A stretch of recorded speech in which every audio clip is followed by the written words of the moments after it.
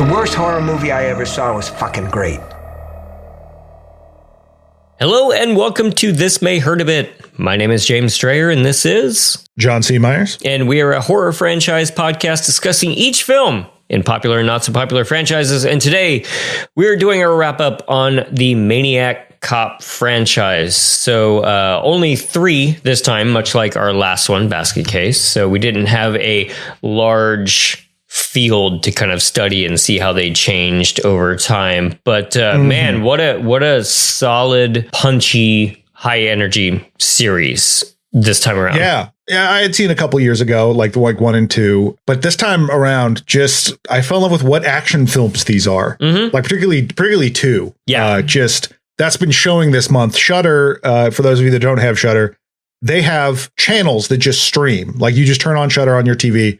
And they have like 3 different channels. There's always a movie streaming. Usually it's like a collection of like 3 different movies per channel that they just kind of cycle through. But this month has been Maniac Cop 2 has been on there. And every time I end up sitting watching a whole bunch of it when I go by it. Yeah, it was great I had seen the first one a few times. The second one, maybe twice. The third one, I think only once or so. But the second one to me was the revelation of this time around. Yes. And just appreciating it more. And I think, like I said on that episode, not getting hung up on the whole death of Bruce Campbell thing, much like my 12-year-old disappointment of Alien 3. I could get past it and sort of appreciate the film for what it was. And man, part 2 is to me like the big one this time. Yeah.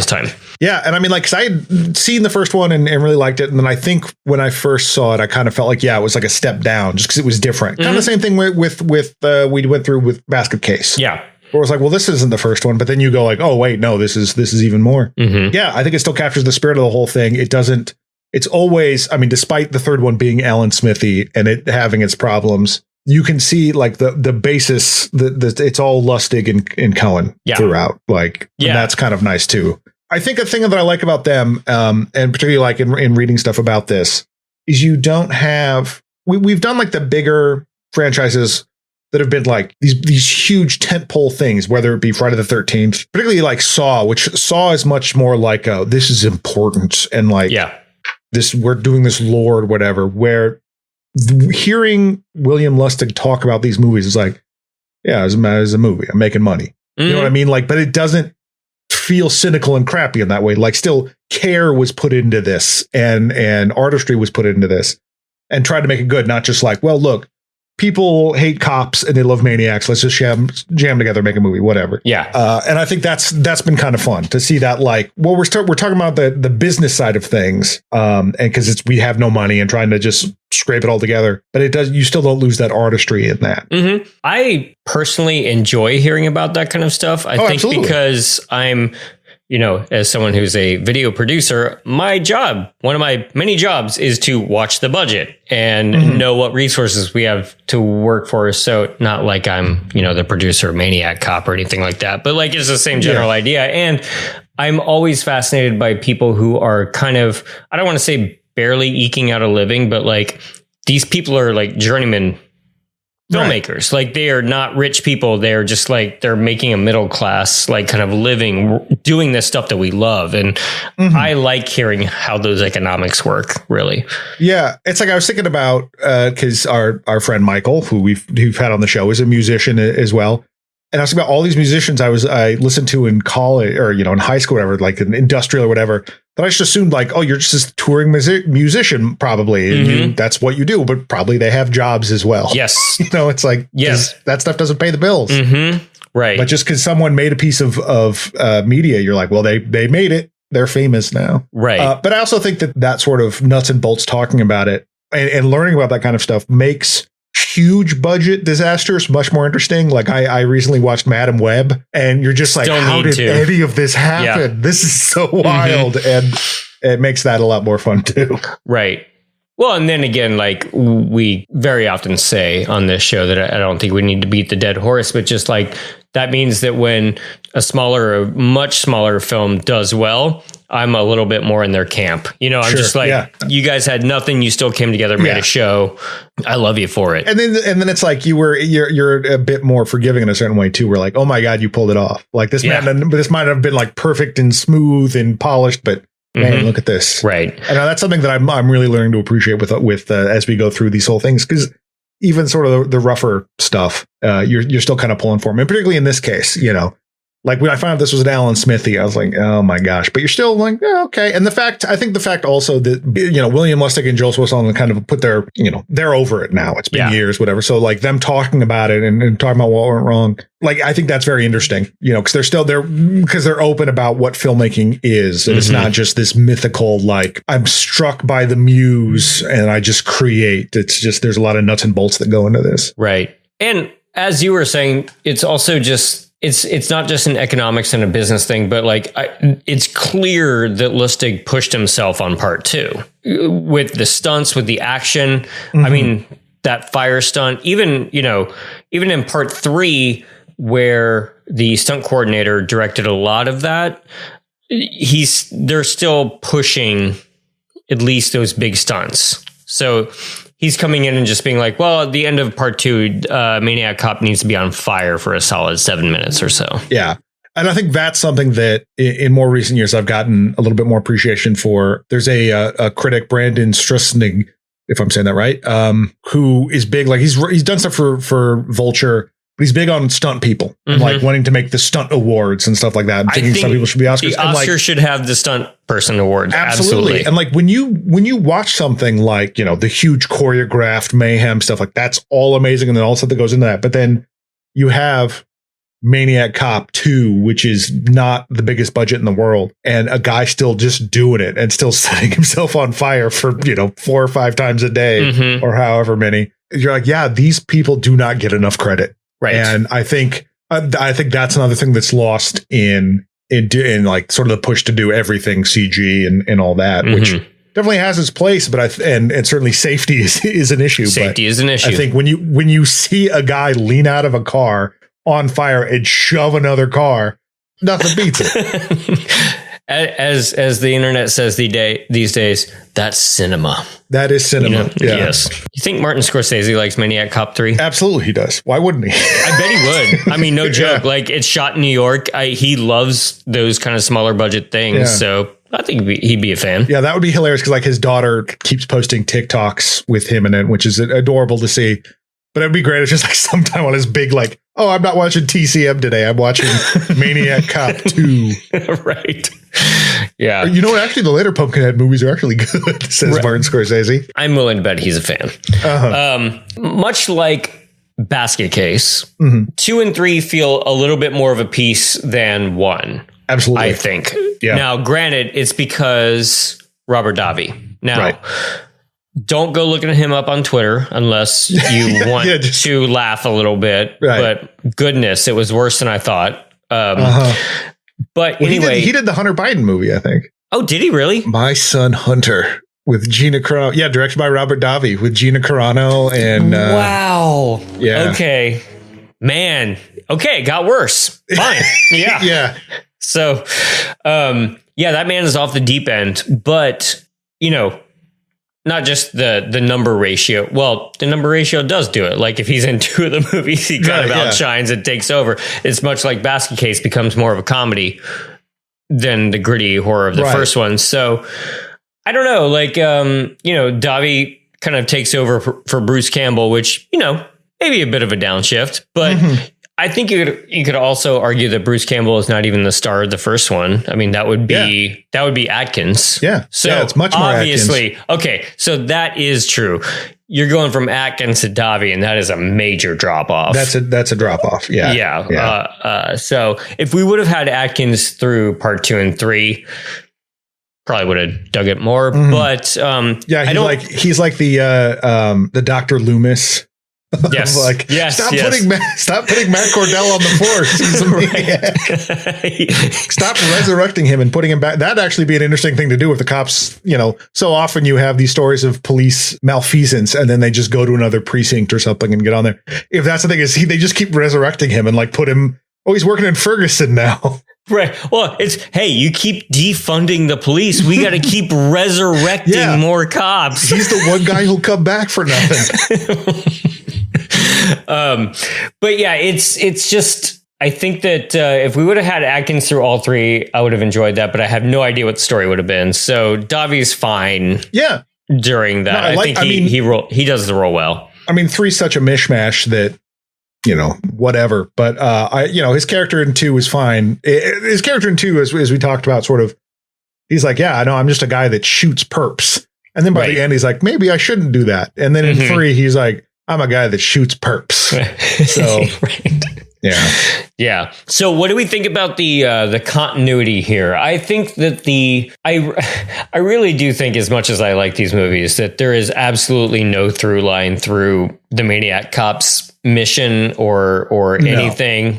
They say he's against injustice, or what was part 3, anti-justice or whatever. Yeah. But it's not like, you need to have the body count up and it's way more fun, but I would have respected the movie on a very baseline level if he was only going after like crooked cops or something like that. I'm not saying that would have been better. I'm just saying that would have been more consistent. Right. Well, it is interesting. And I like that they call it out in the first one. When Cherie North, when her character, I thought you were going to come back just to punish the bad guys, but you're killing everybody. Yeah. But I like that he's like, well, I'm on this mission to do that, but I also don't care. Like, I also I was kind of a piece of shit cop, and so I'm going to abuse this power that I have. In the second one, where he's kind of doing that, and then it all leads to him just getting revenge on the dudes that killed him in the first place. I thought that was kind of interesting, that he's like somehow playing this long game, and he's not just this brute force guy, that he's playing sides against each other or whatever. He wants to break into the prison. Right, yeah. That's my favorite trope of 2010's action movies, where he wants to be captured. Oh my God. Yeah. Because what's that? You got the Avengers, you got the Dark Knight, you got that James Bond movie. Skyfall. Yeah. Yeah. And I mean, among others. Yeah. Did I already say Star Trek? I liked it when the Joker did it, but Yeah. Oh yeah, Star Trek Into Darkness, my most hated Star Trek movie. That's so bad. But just that it seems like there's this political angle in the first one, because he ends up killing the mayor and all that. The way they kind of tied it up with I'm blanking on his name, Michael Lerner, kind of being like, oh, it was me, I did it. I'll just confess. Yeah. Was kind of, a little too tidy, I think, but sure.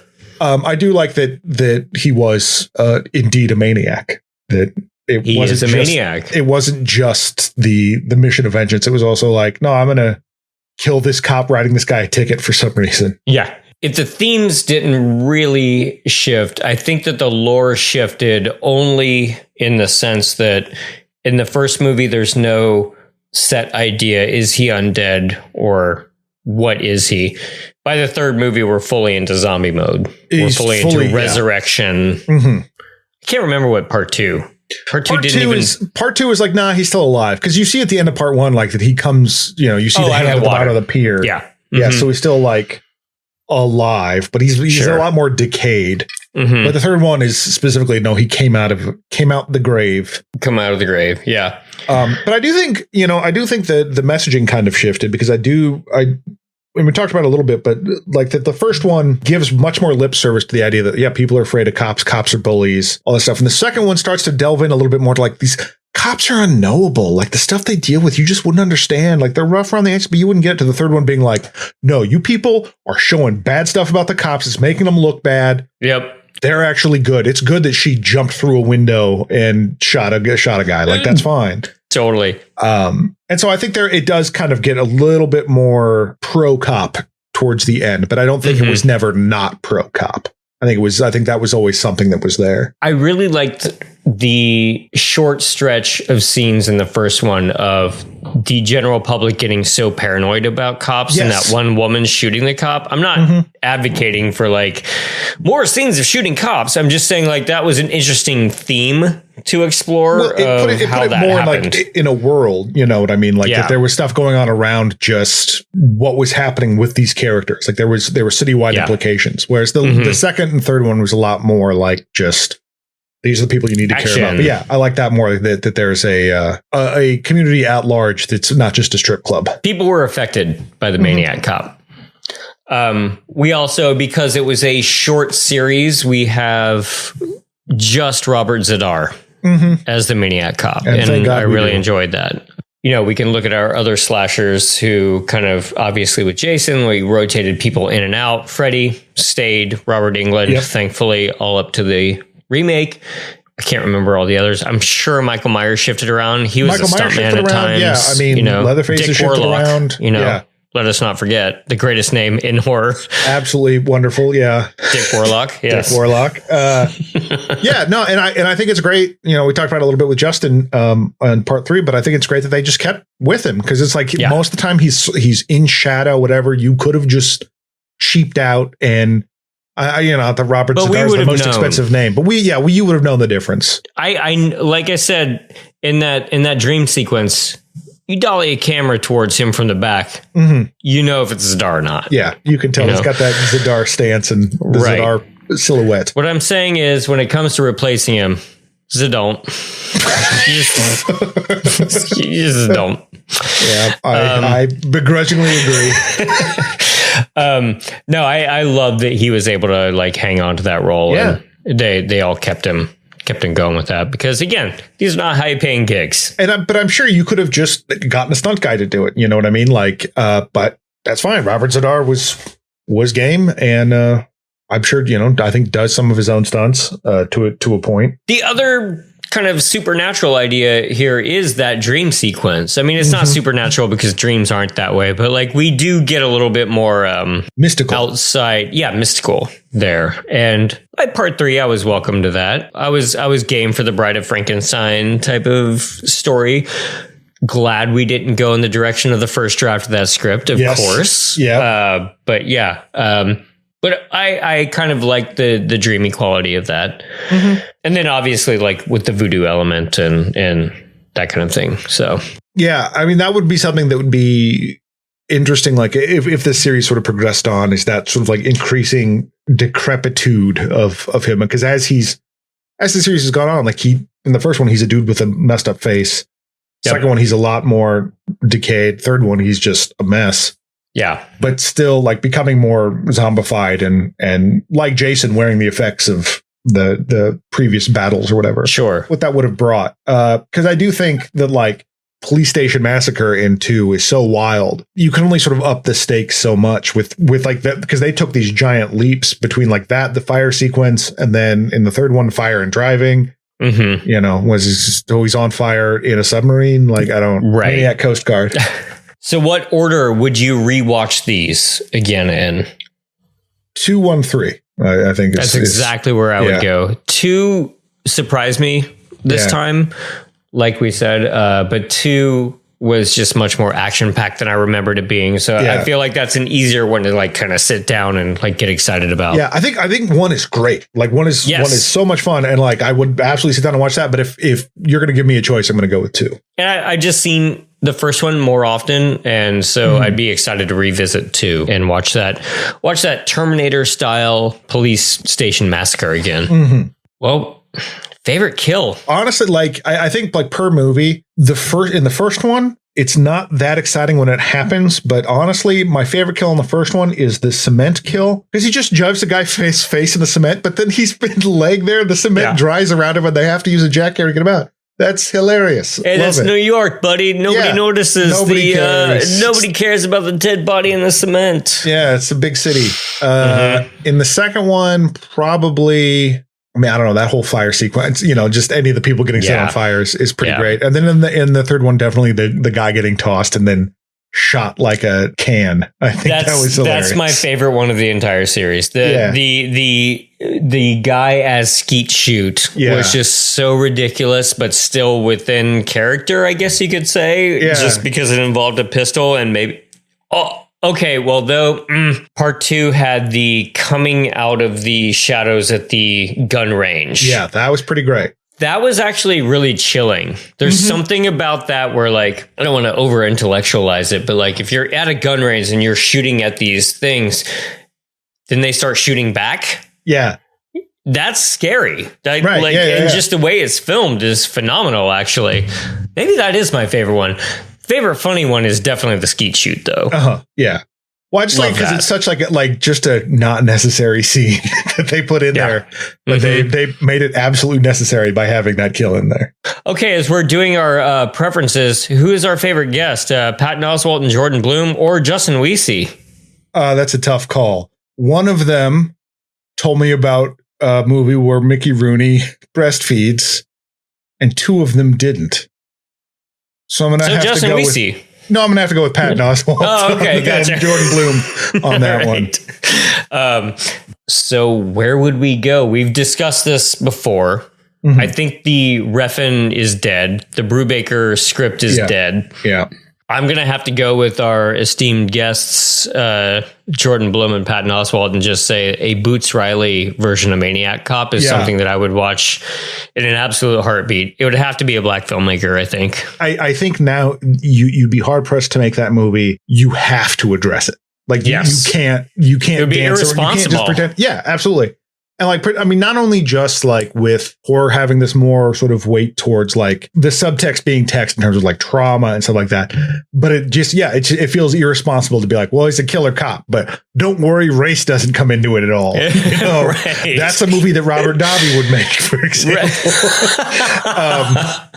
No, but I do think you would have to do that. You'd have to do almost a Candyman kind of thing to it, or something that if at least you don't like specifically go down that route, you'd have to do it more like a Bad Lieutenant, Woody Harrelson and Rampart kind of just a corrupt cop, but this time he's got too much power, but he's also dead.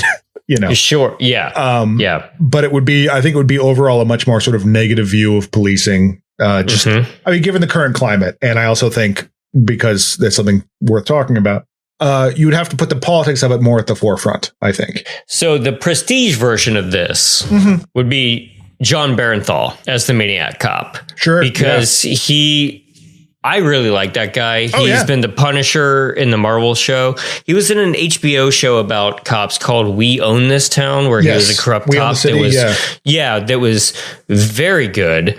And he just seems like a stand-up dude, and also hyper masculine, but also got a good head on his shoulders about stuff too. Yeah. I could see him being like he's a sexy Maniac Cop somehow. he's a Maniac Cop. His uniform is just a midriff. It just gets cut off with a little badge right on the little rung. But yeah. Is he wearing booty shorts too? Yes. In my ideas, yes. You're right. Let me throw my whole racial tinge one to the side. It's now that he's hot and wears booty shorts. With cowboy boots, yes. Obviously. And a police hat. But anyway, yes, if you don't go the you could still do the version with John Barenthal as that, but also not our version. But that's how you sneak in a message with a little spoonful of sugar, right? Of John Barenthal and booty shorts, right? And some sweet booty shorts. Get a message in there, otherwise. But no, like this is obviously across the butt. It says "end racism."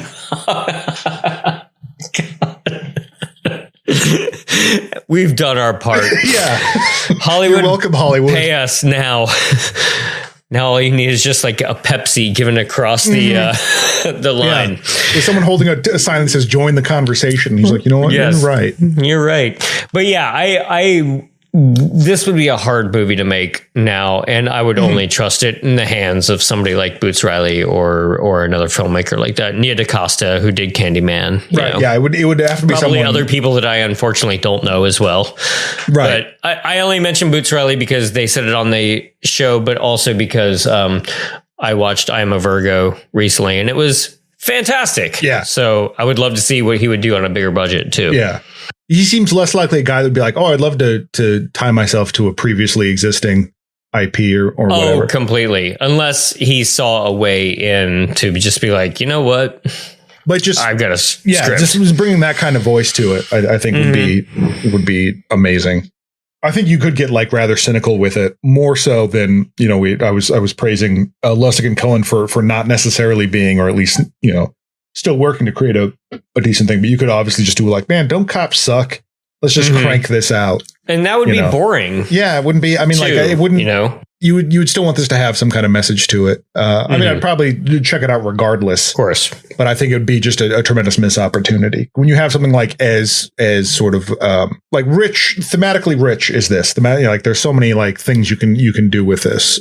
Yes. I mean, you could like there's a rip-off series called Psycho Cop that they've done a couple of. Oh, yes. And I think both of those are on YouTube. Because I was kind of like poking around and it just looked like it was just a guy in sunglasses going, wah, which is a little bit less interesting. But I didn't watch the whole movie, so I can't judge. Coming soon to our Patreon. Anyway, we did not do our kill count for this series. We forgot to. So in lieu of that, do you want to just take a guess? Obviously, I know the number. Yeah. But this is a very heavier action series. Like 2 and 3 just gets wild with it. I mean, they were blown away cops coming down the stairwell and all that kind of thing. So this is more like, how do you come up with a kill count in a Rambo movie? Right. Because there's a whole bunch that happened off screen in the first one too. So yeah, I'm gonna say I'm gonna say in the 40s. Way up, really. That doesn't surprise me. What's the final number? We're going with 72. Good God. Yeah, in 3 movies. Yeah. So we had 19 in the first one, 31 in the second one, but we got the police officer station massacre and 22 in the third one. I will totally admit that counting these was difficult, and I only cross-referenced so many times. So I was like, well, we're fine. But 72. That might be, movies. 72 in 3 movies. He might be our most efficient, like by the numbers, the best killer we've had. Right. There, you do get into the whole discussion, that classic discussion of the horror movie slasher using a gun and blowing people away. Because, as the NRA would have us believe, of course you can kill just as many people with a knife in a crowd as a gun. Right. Yeah. Slasher movies have shown us this. I mean, I'm not going to lie. That rampage would have been awesome if he just had his baton knife and he was just John Wicking his way through. I mean, John Wick uses guns, but you know what I mean? Yeah. See, the thing is, though, is like in terms of, and I'm going to sound like a weirdo, but like in terms of like pure slasher movie type of stuff, I prefer blades than guns. Sure, yeah. And, it's just more fun. And as previously noted by the Dark Knight's Joker, you get to savor every moment of that. You know, it's just different. But at the same time, he's a cop. So he has access to a firearm, so he's going to use it. So I get that. But yeah, I mean, technically, because Jason in Jason X, he killed that whole space station. But I still think that's kind of like, that was sort of like he caused that to happen inadvertently. I don't really, there's an asterisk by that. So I still think that Maniac Cop is probably our go-to. So far, yeah. All right, 72 deaths. So with that, thanks everyone for joining us through the William Lustig, Larry Cohen opus, that is the Maniac Cop series. What was your favorite one? Let us know. And if this was your introduction to either of these people, to William Lustig or particularly Larry Cohen, please go check out more of their stuff. I mean, they're literally the stuff. Yeah, literally the stuff. Wonderful movie. Larry Cohen is just a wild filmmaker. Has come with just so much great stuff. And William Lustig is no slouch either. So definitely go check them out. Yeah, if you got a stomach for more William Lustig, jump into Maniac. Yeah. It's a tough watch, but if you liked the Joker, watch Maniac and you'll go, I get it. Right. But yeah, that's going to do it for this series. So as usual, during the wrap-ups, we kind of announce what we're going to be doing next. We've been doing several shorter franchises recently with The Omen, Basket Case, Maniac Cop. Kind of wanted to spend the summer doing something beefier, like one of the larger ones. And so if you follow us on, Meteor, definitely, like, I really want to chew on this one like a cannibal, if you will. That classic phrase. So if you follow us on Instagram, you will have noticed that I posted a photo announcing earlier this week because, that many people care. But we're gonna spend this summer. I plotted it out. It's gonna take us through September to get these. Nice. So as I said, rev up your chainsaws, happy campers, because we're gonna dive into the Texas Chainsaw series. I'm Very excited for this one. It is the 50th anniversary of the first Texas Chainsaw Massacre film this year. And 50 years. That makes me feel old. For one thing. This does set up the T for kind of like what I've said before when we started watching Psycho and the First Omen, where I'm just like, yeah, this is a great cinematic experience. I don't know what to say that hasn't been said about this. Right. But the point is, not that we're going to get through the first one to talk about the other ones, but, you know, everybody's seen the first one. And if you haven't seen the first one, good God, get on that, please. Yeah. But then the rest of them, I've got a lot of holes in my filmography with these. Yeah, I saw 3 a long time ago, and I don't remember it.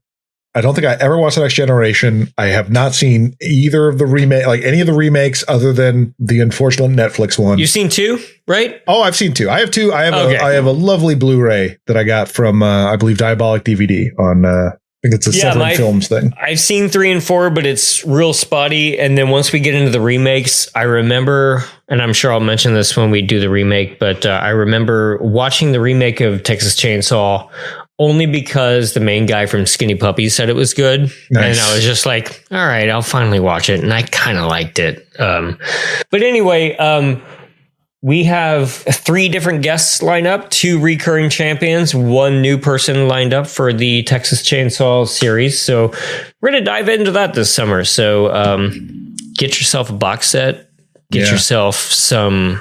I think some of them are on Hulu and Shudder as well. Yeah, if you can't do the box set. I mean, they're popular enough. They're floating around somewhere. They're around, yeah. But I would say this. Prior to the new episode of our show coming out, if you like to watch movies with your phone or distractions, like, look, I'm well past making an argument against that. I know that's what our culture is. It's only like 85 minutes long. Just turn out all the lights, turn up your volume, just remind yourself why the first Texas Chainsaw is so gross. And I think it's important. Yeah, you're doing yourself a disservice if you're on your phone with this. And like I'm an old grump about that stuff. Like if you have a chance to see it in a theater, oh my God, go see it in a theater. But it's just, it's worth it. Like this, we'll get into it when we start talking about it. But this is actually like one of my not just favorite horror movies, but like favorite movies. Movies, yes. Yeah, well, we'll get into all that. But very excited to do this series. Right. Just try to, I'm sure I will say this again on the first one. But if you haven't seen this one, I remember when I moved in with my partner, and one of the first movies I was just in the mood to watch was Texas Chainsaw. And I remember being down in the basement. And I just rode the volume constantly, just trying not to let her hear the screams and the chainsaws.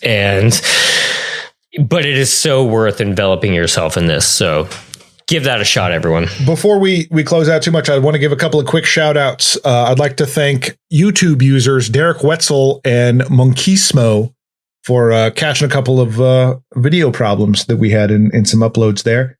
Got those fixed, but with a video editor on our team? With a video editor on our team. Look, there are things beyond my control. Yes. Or things that I don't check. Right. But I'm going to go with the first one. Thanks, guys. No, but thank you for listening. And thanks for everyone that's joined us on YouTube. Hopefully you keep watching there. And a special shout out to new fan Tyler Spencer, who despite being wrong does enjoy the show. So thank you for listening. Yeah, stop being wrong, Tyler. Yeah, thank you. But keep listening. All right, so until next time, you can find us on Instagram at This May Hurt a Bit Pod, Hurt a Bit Pod on YouTube, and you can email us at thismayhurtabitpod@gmail.com. Until then, like I said, start your chainsaws, and we'll see you next week. Good night. Good night. This has been a Caretaker Press production. It was produced by James Strayer and edited by John C. Myers. Logo by Ethan Kimberling and music by Michael Arthur Holloway, who you can find on Bandcamp. Follow us on Instagram at thismayhurtabitpod and email us at thismayhurtabitpod@gmail.com. Give us a 5-star review over on your favorite podcast app, and we'll see you next time.